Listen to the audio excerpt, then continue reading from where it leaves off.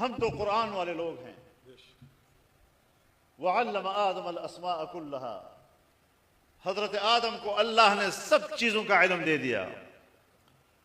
तो उसमें कोई फर्क किया है कि ये दुनियावी उलूम और ये असरी उलूम और ये दीनी उलूम और जदीद उलूम और ये कदीम उलूम? वहां तो मुतलकन जिक्र है कि अल्लाह ने हजरत आदम को सारे उलूम दे दिए।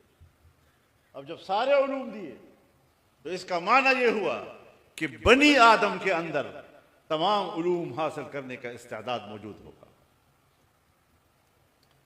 1857 से पहले क्या बर्रे सगीर में मदरसे और स्कूल का फर्क था?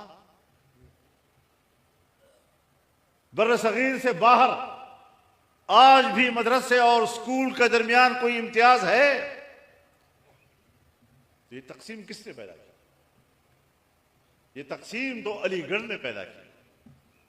अंग्रेज ने जब अलीगढ़ में मदरसा कायम किया और उसका निजाम उन्होंने मुसलमानों के हवाले किया, लेकिन निसाब उनको दिया और उस निसाब से कुरान को निकाल दिया, उस निसाब से हदीस को निकाल दिया, उस निसाब से फ़िक़्ह को निकाल दिया, उस निसाब से फारसी ज़बान को निकाल दिया, जबकि फारसी उस वक्त हिंदुस्तान की सरकारी ज़बान थी।